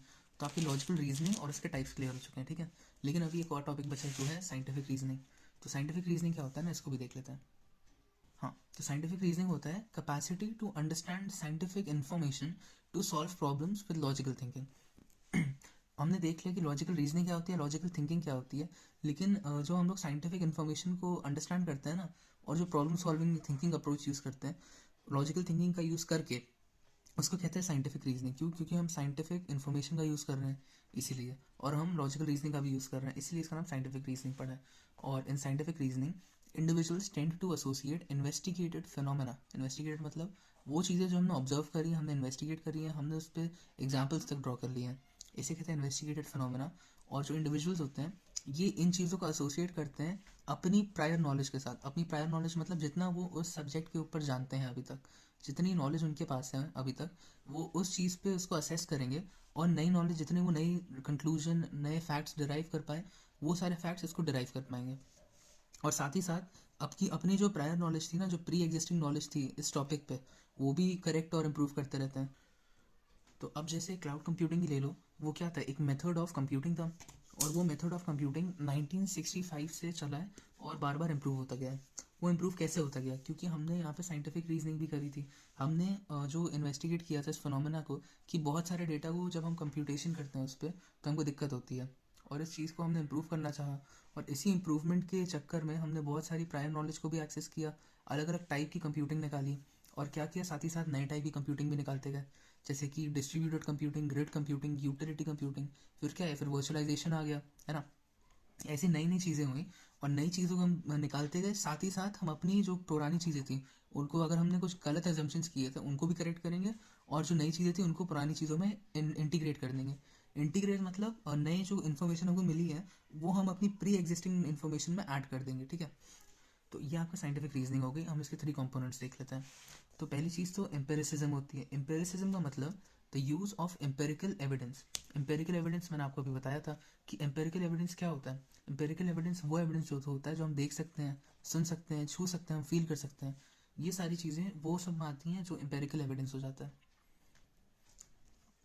तो एविडेंस फेल्ट बाय सेंसेस को हम एम्पेरिकल एविडेंस कहते हैं, और वही एविडेंस जो हम लोग इसको भी कह सकते हैं कि बाकी सारे लोग अगर एक्सपीरियंस कर पाएँ तो वो भी एक एविडेंस बन जाता है।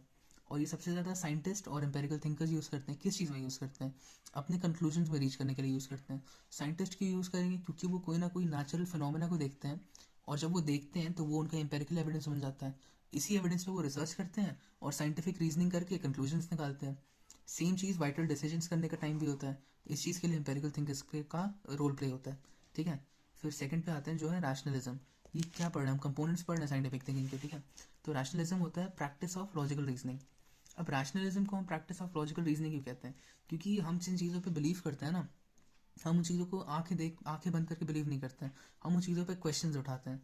तो logic allows us to reason correctly, है ना।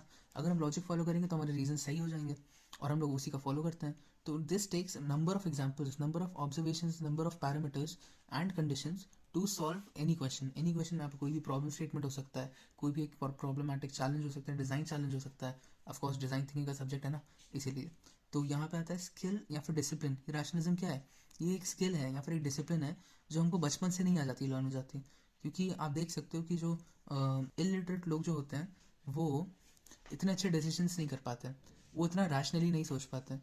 जैसे कि कुछ गांव के लोगों ले लो, कुछ गांव के बूढ़े लोगों को ले लो जिन्होंने कभी इतनी पढ़ाई नहीं करी है, लेकिन वो लोग क्या करते हैं, वो काफ़ी सारी देखी सुनी बातों पे काफ़ी बिलीव कर लेते हैं। और बिलीव क्यों कर लेते हैं, क्योंकि उनकी आदत ही नहीं होती है लॉजिकल रीजनिंग को प्रैक्टिस करने की।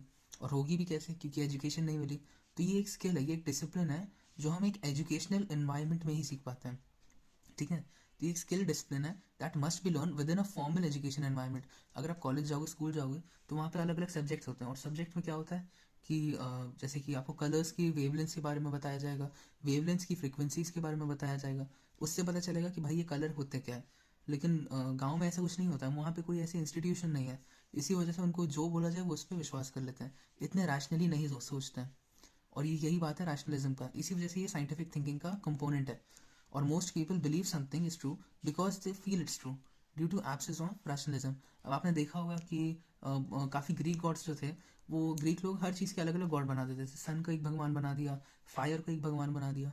इजिप्शियंस काफ़ी सारे डिज़ाइन भी फॉलो करते थे। तो वो सिर्फ इस वजह से किसी चीज़ पे बिलीव कर लेते थे, क्योंकि वो उनको लगता था कि यार यही सच होगा, तो यही यही मेरा सच है, इसको लोग मान लेते थे। कोई इतना रैशनैलिटी यूज़ नहीं करते थे, कहीं सोचते नहीं थे। और इसी वजह से ये प्रैक्टिस को हमको करना होता है साइंटिफिक थिंकिंग करते वक्त। और ये हमारा सेकंड कंपोनेंट था। और थर्ड कंपोनेंट आता है हमारा स्केप्टिज्म। अब मैंने आपको बताया कि आप हर चीज़ पे क्वेश्चन क्यों उठाओगे। हर चीज़ पे क्वेश्चन तभी उठाओगे ना जब आपको हर चीज़ पे शक करने की आदत हो। और शक करने की आदत को क्या कहते हैं, शक को क्या कहते हैं, स्केप्टिज्म ही तो कहते हैं शक को। स्केप्टिज्म भी एक कंपोनेंट बन जाता है साइंटिफिक थिंकिंग का। तो पोजेसिंग अ स्केप्टिकल एटीट्यूड, स्केप्टिकल एटीट्यूड मतलब एक शक की एटीट्यूड हमको पोजेस करना है, कि हम लोग हर चीज़ को क्वेश्चन करें। तो final key idea of what, of scientific thinking is scepticism, या फिर constant questioning of our beliefs and conclusions, ठीक है। तो constantly examining evidence, arguments and reasons for their beliefs. तो ये कि हम लोग को बार बार अपने एविडेंस को बार बार देखते रहना पड़ता है कि ये अभी भी काम कर रहा है कि नहीं, हमारा आर्ग्यूमेंट अभी भी सही है कि नहीं, हमारा रीज़न जो है वो अभी भी वैलिड है या फिर नहीं है। तो ये हमको बताता है कि हम एक शक की एटीट्यूड को रखते हैं, स्केप्टिज्म रखते हैं, और अगर हम उसको रखेंगे ना तो हम एक चीज़ में नहीं पड़ेंगे जिसको कहते हैं सेल्फ डिसेप्शन। तो डिसेप्शन का मतलब जानते हो? डिसेप्शन का मतलब होता है अगर हम किसी भ्रम में हो, और सेल्फ डिसेप्शन का मतलब अगर हम खुद ही को उस भ्रम में डालें कि मैंने इसको पिछले साल देखा था, ये एविडेंस ऐसा ही था और ये अभी भी शायद वैसा ही होगा, ये मैंने खुद ही से सोच लिया और फिर मैं आगे बढ़ा, तो इसका मतलब गलत हो जाएगा ना कि ये सेल्फ डिसेप्शन में चला गया हूँ मैं। तो ये होता है आपके 3 components of scientific thinking. Next topic है logical fallacy. Logical fallacy is a deceptive or false arguments that may seem stronger than they actually are due to psychological persuasion। इसका मतलब ये है ना, but are proven wrong with reasoning and explanation। ये वही बात आ गई कि अगर हम रैशनली नहीं सोचेंगे और हमको लगता है कि कुछ ऐसा आर्ग्यूमेंट्स जो हमारे हिसाब से सही है लेकिन एक्चुअली वो गलत है, हमको कैसे पता चलेगा?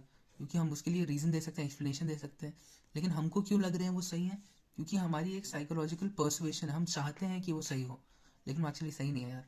मानो कि तुमने बहुत मेहनत करी हो एग्ज़ाम के लिए और तुम मान के चलो कि तुम्हारे अच्छे मार्क्स आएंगे, लेकिन रिजल्ट में क्या हुआ? अच्छे मार्क्स नहीं आए, लेकिन तुम तो चाहते थे ना कि अच्छे मार्क्स आए। तो एक ऐसी कंडीशन हो सकती है कि जहाँ तुम्हारा 0 0 लिखा हो और तुम ये सोचो कि मैम ने बस 1 लिखना भूल गई, नहीं तो मेरे वो 100 थे। तो ये हो सकता है, ये एक साइकोलॉजिकल पर्सुएशन हो सकती है जहाँ पे तुम चाहते हो कि वो 100 है, लेकिन वो एक्चुअली में रीजनिंग और एक्सप्लेनेशन जब तुम आगे पलटोगे देखोगे हर जगह क्रॉस लगा है, इसका मतलब भाई उन्होंने 0 ही दिया था। तो सेकंड पॉइंट है, तो common errors that affect logic of argument, ये भी एक लॉजिकल फैलेसी होती है। तो लॉजिकल फैलेसी का मतलब कुछ ऐसे एरर जो हमारे आर्ग्यूमेंट को अफेक्ट करते हैं या फिर आर्ग्यूमेंट के लॉजिक को अफेक्ट करते हैं। तो this typically consist of argument and a premise that does not support the conclusion. अभी तक हमने क्या पढ़ा था कि जितने भी प्रेमिस होंगे वो सब कंक्लूजन को सपोर्ट करेंगे, और अगर वो नहीं करेंगे तो वो फैलेसी होती है। जब मैं आपको डिफरेंसेस समझा रहा था याद है, तो उस समय मैंने आपको क्या बोला था कि वो एक फैलेसी होती है, और ये वही पार्ट है। यहाँ पे हम लोग अगर नहीं सपोर्ट करते ना हमारे प्रेमिस कंक्लूजन को, तो ये एक लॉजिकल फैलेसी हो जाती है। इसके बहुत सारे टाइप्स हैं, लेकिन 2 अलग अलग कैटेगरीज हैं। तो पहली कैटेगरी होती है फॉर्मल और इनफॉर्मल।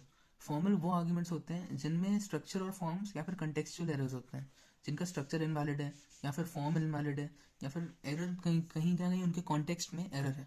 और इनफॉर्मल वो होते हैं जो जिनकी प्रेमिसेस ही गलत है, जिनकी प्रेमिसेस या तो सच ही नहीं है, इररिलेवेंट है, ज़रूरत ही नहीं थी इनकी, या फिर वो इनकरेक्ट है, वो गलत है। तो ये इनकी 2 कैटेगरीज हो जाती हैं, लेकिन इनके बहुत सारे टाइप्स हैं, इसलिए मैंने आपको अलग अलग समझाने की कोशिश करी है। इसके टाइप्स पे आते हैं, कॉमन टाइप्स ऑफ लॉजिकल फैलेसीज। पहला है कैजुअल फैलेसी। ये बहुत जल्दी जल्दी हो जाएगा यार, ठीक है, ये बहुत सिंपल सिंपल चीज़ें हैं और मैंने इनको ऐसे ही लिखा है। तो कैजुअल फैलेसी का मतलब applies a relationship between 2 things that actually can't be proven. मानो कि पानी नीला है तो फिर सूरज गर्म ही होगा, है ना? इस लाइन में कोई भी रिलेशन था? इस लाइन में जो मैंने 2 चीज़ों को बोली हैं, पानी अगर नीला है तो फिर सूरज गर्म ही होगा। तो ये मैंने जो रिलेशंस इसको ड्रॉ किया है, यहाँ पे दोनों चीज़ें एक्चुअली प्रूव नहीं हो सकती थी, इन दोनों के रिलेशन में तो कभी नहीं हो सकती थी। इसे कहते हैं कैजुअल फैलेसी, ठीक है। आप चाहो तो एग्जाम्पल के साथ भी वहाँ पे मेंशन कर सकते हो, लेकिन कंसेप्ट तो समझ जाओगे ना। तो अपील टू पिटी, यहाँ पे सेकंड पॉइंट है। ये अपील टू पिटी का मतलब क्या होता है कि हम जो रीडर है ना, हम उसको डिस्ट्रैक्ट करें किससे, और जो हम लोग उसको इमोशनली प्रोवोक करें। वो बंदा रीड कर रहा है, वो अपने आर्ग्यूमेंट बता रहा है, वो अच्छे खासे रीज़न दे रहा है, लेकिन मैं उसको इमोशनली प्रोवोक कर रहा हूँ कि वो भूल जाए कि वो कहना क्या चाहता था। अगर वो भूल जाएगा तो फिर वो अपने पॉइंट्स ही भूल जाएगा, और मैं बाद में तो जीत ही सकता हूँ, है ना, चांस बन जाता है मेरा। तो ये एक फैलेसी है। सर्कुलर आर्ग्यूमेंट, ये वो टाइप के आर्ग्यूमेंट्स होते हैं जहाँ पे जो सेम स्टेटमेंट है वही हमारा प्रेमिस भी बन जाता है और वही हमारा कंक्लूजन भी बन जाता है, ठीक है। ऐसे लिख के आ जाना। Band wagon fallacy, band wagon का मतलब कि हम लोग पॉपुलैरिटी के पीछे भाग रहे हैं। तो the arguer claims to do a certain action because it's popular. अगर कोई चीज़ पॉपुलर है तो फिर हमको, ये आर्ग्यूअर यहाँ पे ये करता है ना कि अगर ये चीज़ पॉपुलर है तो चलो ठीक है यार यही किया जाए। क्यों? हमको ये नहीं मतलब है कि वो सही है या गलत है, वो वैलिड है या इनवैलिड है, हम लोग को सिर्फ करना रहता है। क्यों? क्योंकि वो पॉपुलर है। तो ये भी एक फैलेसी में आ जाता है, क्योंकि एक्चुअली में सही चीज़ नहीं हो सकती है ना, इसी वजह से ये बैंड वैगन फैलेसी थी। और ये हेस्टी जनरलाइजेशन है। इसका मतलब होता है a statement made after considering just one और फ्यू एग्जाम्पल्स और वन एग्जाम्पल को हम क्यों करते हैं? अच्छी खासी डीप रिसर्च करने के बजाय हम एक या दो को क्यों कंसिडर करते हैं? क्योंकि हम जल्दी में होते हैं। जल्दी मतलब हेस्ट, इसलिए हम इसको हेस्टी जनरलाइजेशन बोलते हैं। फिर आते हैं रेड हेरिंग पे। रेड हेरिंग का मतलब होता है ना an attempt to shift focus, यानी कि डिस्ट्रैक्ट करने का बंदे को by introducing irrelevant points in the debate. अब अगर आपके पास अच्छे पॉइंट्स नहीं है या फिर आप डिबेट जीतने की हालत में नहीं लग रहे हो, तो फिर आप उन सामने वाले को डिस्ट्रैक्ट करोगे ऐसे रैंडम पॉइंट्स थ्रो करके, जिससे वो भी अपना पॉइंट भूल जाए। तो इसको कहते हैं रेड हेरिंग, ठीक है। फिर आता है स्ट्रॉमन फैलेसी। स्ट्रॉमन फैलेसी होती है कि arguments that argues against hyperbole या फिर inaccurate version of opposition instead of real opposition argument. मतलब मानो कि सामने वाले बंदे ने एक अच्छा आर्ग्यूमेंट रखा, लेकिन हम उससे अपोजिंग नहीं कर रहे हैं, हम उसको काउंटर नहीं कर रहे हैं, हम उसको अपने हिसाब से हमने कोई फ्रेम ड्रॉ कर लिया और उसको अपने वर्जन में तोड़ मरोड़ के कोई दूसरा आर्ग्यूमेंट बना दिया, और हम उस आर्ग्यूमेंट के अलग अलग पॉइंट्स दे रहे हैं कि यार ये सही नहीं है, ये सही नहीं है, जबकि सामने वाला बंदा कह रहा है कि मैं तो वो कह ही नहीं रहा था, मेरा आर्ग्यूमेंट कुछ डिफरेंट ही था, तुमने उसको अपने हिसाब से कुछ और ही बना दिया। तो मैंने यहाँ पे हाइपरबोली या फिर जितने भी वो होता है ना, फिगर ऑफ स्पीचेस, हाइपरबोल होता है और सिंबलिज्म होता है, इन सबको यूज़ करके मैंने कोई इनएक्यूरेट वर्जन अपने हिसाब से बना दिया जिससे मैं लड़ रहा हूँ, लेकिन सामने वाले बंदे का ऑपोजिशन आर्ग्यूमेंट कुछ और ही था। इसे कहते हैं स्टॉर्मन फैलेसी। फिर इक्विवोकेशन। इक्विवोकेशन होता है कि हम लिसनर जो होता है ना उनको हम मिसलीड करें एक ही वर्ड को बार बार यूज़ करके। अब आपने वो, अगर किसी ने सुना हो कि जॉनी डेप और एम्बर हर्ड का जो केस था ना, डेफेमेशन केस, वो लोग क्या कर रहे थे, वो एक ही वर्ड को बार बार अलग अलग मैनर्स में यूज़ कर रहे थे। उससे कन्फ्यूजन क्या बन रहा था मालूम है? उससे कन्फ्यूजन ये बन रहा था कि अगर किसी नेक्स्ट सेंटेंस में या फिर आर्ग्यूमेंट में उस वर्ड को यूज़ किया जा रहा था, तो फिर सामने वाले को पता नहीं था कि उसकी कौन सी वाली मीनिंग हमको यहाँ डालनी है, क्योंकि वो वर्ड के हमने कम से कम 3 से 4 मीनिंग पहले यूज़ कर चुके हैं। इसको कहते हैं, इस प्रोसेस को कहते हैं इक्विवोकेशन, ठीक है। एक ही वर्ड को अलग अलग तरीके में रिप्रेजेंट करना, कि सामने वाला अगली बार कंफ्यूज हो जाए कि जब मैंने ये वर्ड यूज़ किया है तो इसका मतलब क्या था। फिर आते हैं दो आखिरी बची हैं, बहुत बहुत सिंपल है यार, ठीक है। तो appeal to authority. Appeal to authority का मतलब कि हम वहाँ पे कोई, मानो कि कोई जज बैठा है और उसके सामने कोई एक कंपनी का मालिक बैठा है, वो कंपनी किसी अनरिलेटेड चीज़ की हो सकती है। मानो आपका कोई एजुकेशनल केस था, लेकिन वो जो कंपनी चला रहा है वो टेक्सटाइल यानी कपड़े की कंपनी चला रहा है, वहाँ का वो चाहे सीईओ ही क्यों ना हो, वहाँ पे उसकी चाहे फुल अथॉरिटी क्यों ना हो, लेकिन यहाँ पे तो कोई हेल्प नहीं कर पाएगा ना। तो जो हमारा आर्ग्यूअर होता है, वो उस बंदे यानी कि रैंडम अथॉरिटी फिगर को क्लेम करता है कि आप अपनी एक्सपर्टीज़ इंप्रूव करो, सॉरी आप अपनी एक्सपर्टीज़ का यूज़ करो यहाँ पे और मेरे क्लेम का सपोर्ट करो। भाई वो बंदा अनरिलेटेड है, वो रैंडम बंदा है, उसको नहीं पता कि क्या चल रहा है, लेकिन उसके पास अपनी जगह अथॉरिटी थी। तो यहाँ पे गलत अथॉरिटी से हम लोग पूछ रहे हैं कि यहाँ हमारी चीज़ को सपोर्ट करो। इसको कहते हैं appeal to authority. Appeal to, आप फॉल्स अथॉरिटी भी कह सकते हो। तो यहाँ पे 10th वाला है कि फॉल्स डिलेमा। फॉल्स डिलेमा का मतलब कि मानो कि मैं तुमको फंसा दूँ एक डील में, और मैं कहूँगा इसके सिर्फ दो ही ऑप्शन है भाई, या तो तुम इसको खरीदोगे या तो नहीं खरीदोगे। लेकिन अगर तुम बाहर जाओगे, तुम बाकी लोगों से पूछोगे, तो वो तुम्हें बताएंगे भाई कि इसमें कम से कम 15-20 ऑप्शन हैं, तुम इसको काफ़ी अलग अलग वेज में यूज़ कर सकते हो सकता है तुम इस डील को ना भी करो। मैंने आपको क्या किया, मैंने आपको एक फॉल्स डिलेमा में फंसा दिया कि मैंने आपको बताया कि सिर्फ दो ही ऑप्शन है भाई, एक ना एक तुमको चूज़ करना होगा। एक्चुअली में काफ़ी सारे ऑप्शन थे। तो ये चीज़ काफ़ी मार्केटर्स यूज़ करते हैं आपको चीज़ें बेचने में, कि अगर आप इसको नहीं लोगे तो फिर आपके लिए और सारा सामान काम का नहीं रहेगा, जबकि एक्चुअली आप बाहर जाकर देखोगे तो फिर एक्चुअली आपको काफ़ी सारी चीज़ें मिल जाएंगी जो काम की होंगी। ये सब क्या था, ये सब लॉजिकल फैलेसीज थे, ठीक है। अब हम आते हैं प्रोपोजिशनल लॉजिक पे। प्रोपोजिशनल लॉजिक आप जानते ही हो, इसको क्या कहते हैं, इसको स्टेटमेंट लॉजिक भी कहते हैं, इसको सेंटेंशियल लॉजिक भी कहते हैं, ठीक है।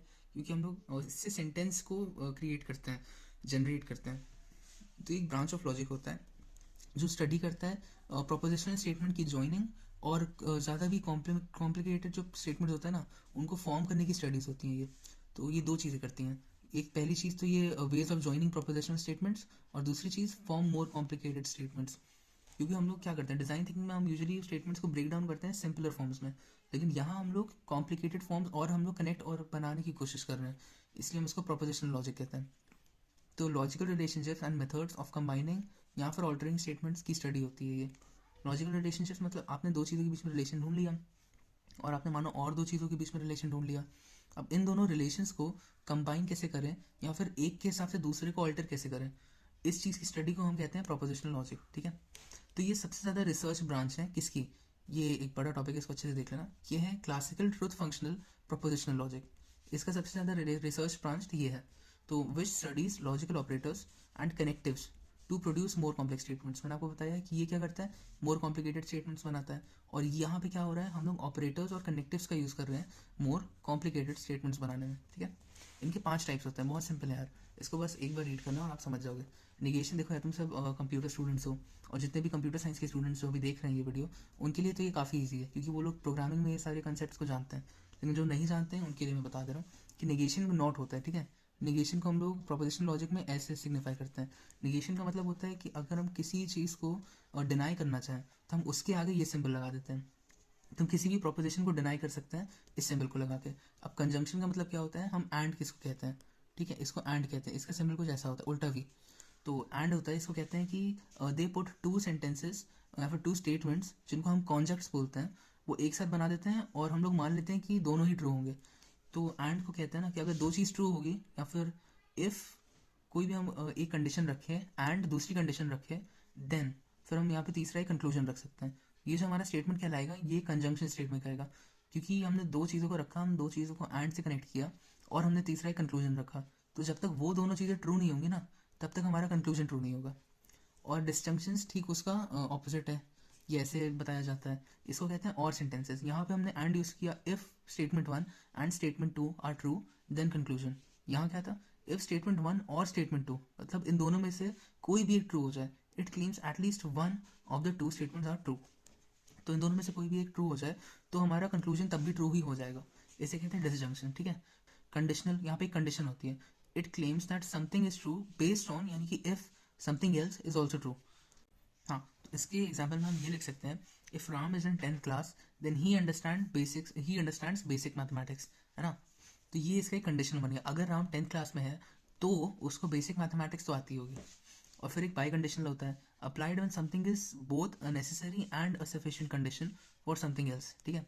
अगर दो चीज़ें या फिर कोई भी एक चीज़ एक नेसेसरी कंडीशन भी है कि उसका ज़रूरी होना तभी हमारा कंक्लूजन सच होगा, या फिर वो एक सफिशिएंट कंडीशन भी है, इसका मतलब ये होता है कि अगर वो सच हो गया तो हमारा कंक्लूजन सफिशिएंटली सच हो जाएगा। तो इसे कहते हैं बाई कंडीशनल। ठीक है। ये क्या था, आपके प्रोपोजिशनल लॉजिक थे, लेकिन इसके साथ हम लोग के सिलेबस में प्रोबेबिलिटी भी है, तो इसको भी एक बार स्टडी कर लेते हैं। तो प्रोबेबिलिटी क्या होती है, probability helps us to think the most likely outcomes. आप जानते हो कि प्रोबेबिलिटी क्या होती है, मुझे इतना बताने की ज़रूरत नहीं है, आप वहाँ पे आराम से लिख के भी आ सकते हो, और कुछ लोगों को तो उसका फॉर्मूला भी याद होगा।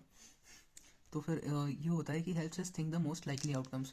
तो आउटकम्स का मतलब जितनी भी पॉसिबिलिटीज़ हो सकती थी किसी भी एक सिचुएशन की, उसमें से जो सबसे ज़्यादा फेवरेबल यानी सबसे ज़्यादा लाइकली, जिसके होने के सबसे ज़्यादा चांसेस हैं, वो हमको फिगर आउट करने में प्रोबेबिलिटी हेल्प करती है। तो probabilistic thinking is essentially trying to estimate, यानी कि एस्टिमेशन करना, किसी भी चीज़ के होने का प्रोडिक्शन करना, using some tools of math and logic, चाहे हम मैथ यूज़ कर सकते हैं चाहे हम लॉजिक यूज़ कर सकते हैं, या फिर the likelihood of any specific outcome coming to pass. Coming to pass मतलब उसके पॉसिबल या फिर उसके असली में हो जाने का, उस इवेंट के असली में हो जाने की जो प्रोबेबिलिटी है, वो हम मैथ या लॉजिक के यूज़ करके, या फिर यही यही दोनों टूल्स होते हैं। ठीक है। प्रोबेबिलिस्टिक टूल्स में मैथ और लॉजिक भी आता है। तो ये एक फंक्शन है या फिर एक तरीका है जिसमें हम अलग अलग प्रोबेबिलिटीज कैलकुलेट कर सकते हैं किसी भी इवेंट के। प्रोबेबिलिटीज़ को हम लाइकलीहुड भी कहते हैं, लाइकलीहुड मतलब होने की संभवता। ठीक है। अब यहाँ पर आते हैं कि why is it necessary in marketing and business. अब देखो यार, इसको जितना भी इसके ऊपर जितनी थ्योरी थी वो तो तुम आराम से लिख ही लोगे, मुझे ज़्यादा बताने की ज़रूरत तो है नहीं। लेकिन ये चीज़ मुझको बताने की ज़रूरत है कि वाई इज़ इट नेसेसरी, क्योंकि आपको वहाँ पे रीजंस देने होंगे ना। तो 5 अलग अलग मेन रीज़न है जिसको आप उसके अंदर लिख सकते हो सामान। पहला तो सिनेरियो एनालिसिस, इसको क्या कह सकते हैं, नेसेसरी के साथ हम लोग कह सकते हैं कि प्रोबेबिलिटी का मार्केटिंग और बिजनेस में एप्लीकेशंस भी कहाँ होते हैं। तो अगर वैसा कोई क्वेश्चन आ गया तो भी उसका आंसर यही रहेगा। ठीक है। तो पहला आता है पहली एप्लीकेशन या फिर पहली नेसेसिटी, सिनेरियो एनालिसिस में। सिनेरियो का मतलब हम लोग फ्यूचर इवेंट्स और फ्यूचर आउटकम्स की एनालिसिस करते हैं। तो पॉसिबल फ्यूचर इवेंट्स और पॉसिबल फ्यूचर आउटकम जितने बन सकते हैं, हम उन चीज़ों को कैलकुलेट करते हैं प्रोबेबिलिटी का यूज़ करके। तो use to evaluate outcomes of marketing decisions. Marketing decision जब हम करते हैं किसी भी बिजनेस में, तो उनके करने से पहले उससे हमको जितना फ़ायदा है जितना नुकसान होगा, हमको ये सब एनालाइज करना होता है, और इसी एनालाइज करने के प्रोसेस को सिनेरियो एनालिसिस कहते हैं। तो सेल्स फोरकास्टिंग, सेल्स फोरकास्टिंग का मतलब हम लोग फ्यूचर रेवेन्यू जनरेशन, जितनी भी हमारी इनकम, जितनी भी हमारी रेवेन्यू हो सकती है ना हमारी सर्विस से या फिर हमारे प्रोडक्ट से, वो सब हम इसको फोरकास्ट करते हैं। फोरकास्ट मतलब प्रिडिक्शन, प्रिडिक्शन आप जानते ही हो। तो how the market responds to business strategy, आपने कोई स्ट्रैटेजी अप्लाई करी और अब वो अप्लाई करने के बाद मार्केट का जैसा रिस्पॉन्ड होगा ना, अगर आप ऑलरेडी कर चुके हो और उसका रिस्पॉन्स बैड निकल आया तो आप तो लॉस में चले जाओगे। इस चीज़ को अवॉइड करने के लिए हम लोग करने से पहले प्रोबेबिलिटी का यूज़ कर लेते हैं कि अगर मैं ऐसा कुछ इंट्रोड्यूस करूँगा तो मार्केट का रिस्पॉन्स कैसा होने वाला है, इसको जानने के लिए। ठीक है। फिर रिस्क एवेल्युएशन, या रिस्क एवेल्युएशन तो बहुत सिंपल है बताने के लिए। अगर हम लोग कोई बड़ा स्टेप लेने जा रहे हैं या फिर कोई बहुत एक्सपेंसिव स्टेप लेने जा रहे हैं, तो उसके रिस्क हमको पहले से देख के चलना होता है ना। तो ये एवेलुएट करता है सिग्निफिकेंस एंड पॉसिबल इम्पैक्ट्स, जो वो इम्पैक्ट कर सकता है हमारे बिजनेस को, ऑफ न्यूमरस रिस्क। अब चाहे आप डेवलपमेंट में कर रहे हो, चाहे आप मार्केटिंग में कर रहे हो, चाहे प्रेजेंटेशन में कर रहे हो, कोई भी फील्ड हो सकती है। और चौथा और आखिरी है सेंसिटिविटी एनालिसिस। सेंसिटिविटी एनालिसिस का मतलब है this financial model measures the impact of changes to input variables. Input variables का मतलब मैं एग्जांपल से बता देता हूँ आपको। मानो कि कोई बिजनेसमैन इनकॉर्पोरेट करना चाहता है कोई नया मटेरियल अपने एडवर्टाइजिंग कैंपेन में। अब ये जो नया मटेरियल है ना, ये एक इनपुट वेरिएबल हो गया।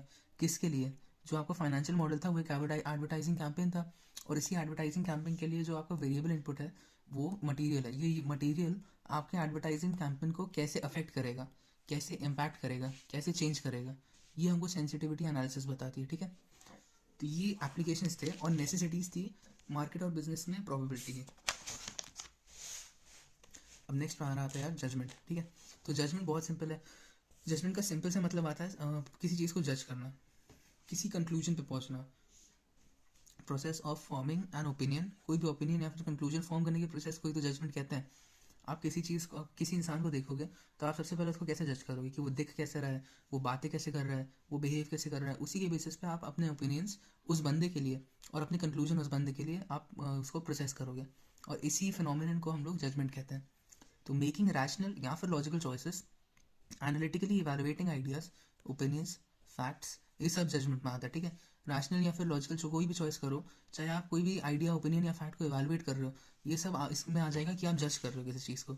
तो we make judgements all the time. मैंने आपको जैसे अभी बताया कि कोई सामने बंदा आएगा तो आप देखोगे कि वो कैसा दिख रहा है। अगर आप उससे बात करना चाहोगे तो फिर आप देखोगे कि वो कैसे रिस्पॉन्ड कर रहा है, उसके इंटरेस्ट कौन कौन से टॉपिक्स में है, वो टॉपिक्स मेरे इंटरेस्ट के साथ अलाइन कर रहे हैं कि नहीं कर रहे हैं। इसी से आप अपने कोई ओपिनियन या फिर अपना कोई कंक्लूजन ड्रॉ कर लोगे उस बंदे के लिए। इसका मतलब आपने बहुत जल्दी इसको जज कर लिया। तो इसके लिए हमारे पास कुछ स्किल्स होती हैं, क्योंकि जजमेंट तो यार अगर हम हर समय कर रहे हैं तो इसको हमको इम्प्रूव करना चाहिए, क्योंकि हम इसका यूज़ हर समय कर रहे हैं। तो इसलिए हमारी कुछ स्किल्स होती हैं जो हमको ये बेटर करने में हेल्प करती हैं। पहली है कि प्रॉब्लम सॉल्विंग आनी चाहिए यार। प्रॉब्लम सॉल्विंग आएगी तो फिर तुम जजमेंट आराम से कर पाओगे, क्योंकि उसमें जितनी भी प्रॉब्लम्स आती हैं उन सबका सॉल्यूशन अगर सही निकाल पाओगे तो जजमेंट तुम्हारी एक्यूरेट होगी। फ्लेक्सिबिलिटी और फिर फोरकास्टिंग, ये सारी बहुत सिंपल है, मुझको तुमको इतनी एक्सप्लेन करने की ज़रूरत भी नहीं है। पैटर्न रिकग्निशन, ये नाम से ही पता चल रहा है कि उसकी बातें, उसकी हरकतें या फिर कोई प्रोसेस है या फिर कोई एक एनालिटिकल डिसीजन है। आप अपने पहले के फोरकास्टिंग और पहले के जितने भी रेवेन्यूज थे, जितने भी नंबर्स थे, आप उसमें पैटर्न रिकग्नाइज कर सकते हो। कोई भी एल्गोरिथम को आप डिसाइड करने जा रहे हो, जज करने जा रहे हो, उसके सारे आउटपुट में पैटर्न्स देख लो, है ना। किसी भी डेटा एनालिसिस कर रहे हो, डेटा एनालिसिस भी एक पॉइंट है, इसमें भी आप पैटर्न रिकग्निशन यूज़ कर सकते हो। और बायसेस को अंडरस्टैंड करना। बायसेस का मतलब अगर आपका किसी एक टॉपिक में ज़्यादा झुकाव है और अगर उस बंदे को उसमें इंटरेस्ट है ज़्यादा, तो फिर ज़रूरी नहीं कि वो अच्छा है आपके लिए, ठीक है। तो कोई अपने बायस लेके मत चलना। और अगर आपका कोई कोई बिजनेस है जिसमें आप नंबर्स देख रहे हो रेवेन्यू के, और आपका जो फेवरेट कंपोनेंट है वो सबसे ज़्यादा नंबर्स ड्रॉ कर रहा है, इसका मतलब आप उस चीज़ को अपने फेवर में लेके चलोगे, और ये बिजनेस के लिए सही नहीं है, ठीक है। कम्युनिकेशन करना, अगर आप किसी भी बंदे या फिर किसी भी टीम से, किसी भी ग्रुप से अच्छे से कम्युनिकेट करोगे तो आप उनकी सारी प्रॉब्लम सुन पाओगे, सारी इन्फॉर्मेशन उनसे ड्रॉ कर पाओगे, है ना। तो ये सब कम्युनिकेशन में आ जाता है। और रिसर्च स्किल्स, तो ऑब्स्टिकल्स में आ जाते हैं क्रिटिकल थिंकिंग के। यार ये मैं तुमको पिछली यूनिट में अच्छे से एक्सप्लेन कर चुका हूँ, तो इसलिए मैंने यहाँ पे सिर्फ लिख दिया है, ठीक है। तो लिखने का मतलब मैंने यहाँ पे एक एक चीज़ यहाँ पे मेंशन कर दी कि ईगो सेंट्रिक, मतलब ईगो नहीं होना चाहिए। ये सब ऑब्स्टिकल्स हैं, ये सब ऑब्स्टिकल्स का मतलब हमको इन सबको अवॉइड करना है क्रिटिकल थिंकिंग के प्रोसेस को करते वक्त। ग्रुप थिंकिंग, सबकी तरह नहीं सोचना है। ड्रोन मेंटालिटी, ये भी वही है कि सबकी तरह नहीं सोचना है। सोशल कंडीशनिंग, जो सब कुछ सिखाएं, जो सब लोग आसपास तुम्हारे सिखा रहे हैं तुमको, उसको फॉलो करने, उसको ब्लाइंडली फॉलो करने की जगह अपने अलग अलग रीजंस ड्रॉ करो, ठीक है। बायस नेचर, किसी के लिए बायस मत रखो। वर्क प्रेशर में अगर तुम डिसीजन लोगे तो फिर काफ़ी चांस है कि वो गलत हो सकता है। स्टबन नेचर, मानो कि तुम्हें किसी ने बता दिया कि यार ये तरीका सही नहीं है, फिर भी तुम उसी तरीके पे अपने थिंकिंग करे जा रहे हो, तो फिर इसका मतलब तो ये है कि तुम स्टबन नेचर फॉलो कर रहे हो। और इस चीज़ की क्रिटिकल थिंकिंग में ऑब्स्टिकल माना जाता है, ठीक है। कोई किसी चीज़ का फेयर नहीं होना चाहिए, एरोगेंस नहीं होना चाहिए, और लेजीनेस नहीं होनी चाहिए। कहीं भी रिसर्च कर रहे हो तो काफ़ी डीप जाओ, लेजीनेस के चक्कर में एक दो फैक्ट्स लेके आगे मत बढ़ जाना, ठीक है। तो ये सारे ऑब्स्टिकल्स, इन सबको मैंने पिछले यूनिट में काफ़ी अच्छे से एक्सप्लेन किया, वो वाली वीडियो जाकर देख देना। अभी मैं यहाँ पे कहीं आपको इसकी जितनी भी प्लेलिस्ट है ना, प्लेलिस्ट वहाँ पे मेंशन कर दूंगा, वहाँ पे 5 यूनिट्स लिखी होंगी इस वक्त। तो रोल प्ले का मतलब ये एक ग्रुप एक्टिविटी है, और ये डिज़ाइन थिंकिंग की ग्रुप एक्टिविटी है, ठीक है। तो ये ग्रुप कर सकता है या फिर 2 लोग कर सकते हैं, जितनी भी आपकी टीम मेंबर्स है वो सब मिलकर कर सकते हैं, जहाँ पे people play character roles in a particular scenario. कोई भी सिनेरियो में सब लोग एक एक रोल लेके बैठ जाओ और सब उसको प्ले कर लो। इससे ना ये हमको पार्टिसिपेशन एनकरेज करता है। पार्टिसिपेशन मतलब वो लोग जो यूजुअली काम में इन्वॉल्व नहीं करते ना खुद को, वो सिर्फ आते काम करके चले जाते हैं, वो टीम बिल्डिंग में इतनी इन्वॉल्वमेंट नहीं लेते हैं, उन सबको भी पार्टिसिपेट कराएगा ये रोल पे। तो ठीक है, ये यार ये सही चीज़ है, इस चीज़ को आगे फॉलो कर सकती हैं अपनी टीम। और जो पीपल हैं वो लर्न करते हैं अपने आप पे रिलाई करने पे, क्योंकि अगर मैं आपको कोई एक रोल दे दूंगा ना, तो फिर आप उस रोल को फुलफिल करने पे लग जाओगे, और आप उस रोल को अकेले ही फुलफिल करने की कोशिश करोगे। अकेले फुलफिल करने की कोशिश करोगे मतलब आपके अंदर सेल्फ कॉन्फिडेंस बढ़ेगा, ठीक है। तो ये इनकरेज करता है किसमें, लोगों को खुद पर रिलाई करने में इनकरेज करता है, और उनकी सेल्फ कॉन्फिडेंस को भी इंक्रीज करता है। फिर provides real world scenarios to help people learn new things. इसका मतलब ये है ना कि अगर आप कोई काफ़ी जितने भी आप रोल्स प्ले करोगे, जैसे जैसे ये गेम आगे बढ़ता जाएगा, वैसे वैसे आपको नए नए रोल्स मिलते जाएंगे, आपको नए नए रियल वर्ल्ड सिनेरियोज मिलते जाएंगे, और इसी के साथ साथ ना आपको नई नई स्किल्स भी मिलती जाएंगी। आप जो रियल वर्ल्ड सिचुएशन या फिर सिनेरियो में नई नई स्किल्स यूज़ कर सकते हो, जैसे कि डिबेटिंग है, टीम वर्क है, कोऑपरेशन है, पर्सुएशन है। ये सारी स्किल्स और एक्स्ट्रा स्किल्स भी आपको मिलेंगी जो आप हर जगह अप्लाई कर सकते हो। तो यहाँ पे कैरेक्टर बिल्ड करेगा, सेल्फ कॉन्फिडेंस बिल्ड करेगा, है ना, टीम इन्वॉल्वमेंट और पार्टिसिपेशन बिल्ड करेगा। और आपका मेन जितना भी टीम बिल्डिंग का सारा काम था वो सब रोल प्ले अच्छे से मैनेज करता है। और इससे आप काफ़ी सारे क्रिएटिव सॉल्यूशंस भी निकाल सकते हो। अभी मैंने आपको जो पिछला यूनिट था, मैंने उसमें आपको एक टीम गेम बताया था जो था 6 थिंकिंग हैट्स, है ना। तो उस 6 थिंकिंग हैट्स में क्या कर रहे थे, उसमें हम 6 लोगों को एक एक हैट पहना दे रहे थे और उसी हैट के बेसिस पे वो अपना रोल मेंशन कर ले रहे थे और उस रोल को फुलफिलमेंट के साथ वो प्ले करते थे। और वो प्ले करते थे तो पहली बात मैंने वो बताई थी ना वहाँ पे भी, कि सेल्फ कॉन्फिडेंस मिल रहा था, पार्टिसिपेशन मिल रहा था, रियल वर्ल्ड सिनेरियोज का एक्सपीरियंस मिल रहा था और ये सारे टैलेंट्स भी मिल रहे थे, स्किल्स। तो आपका रोल प्ले क्लियर हो गया है और ये जितने भी टॉपिक्स थे पूरे यूनिट के, वो सारे यूनिट के टॉपिक्स मैंने क्लियर कर दिए, ठीक है यहाँ पे। और मैंने बस होमवर्क में एक चीज़ दी है कि ग्रुप एक्टिविटीज़ देख लेना जो रोल प्ले पे हम कर सकते हैं, तो वो सब देख लेना, ठीक है। और इसी के साथ आपकी हैप्पी एंडिंग हो गई और ये होमवर्क बस फॉलो कर लेना और बाकी की यूनिट पूरी कंप्लीटेड है, ठीक है। और बेस्ट ऑफ लक।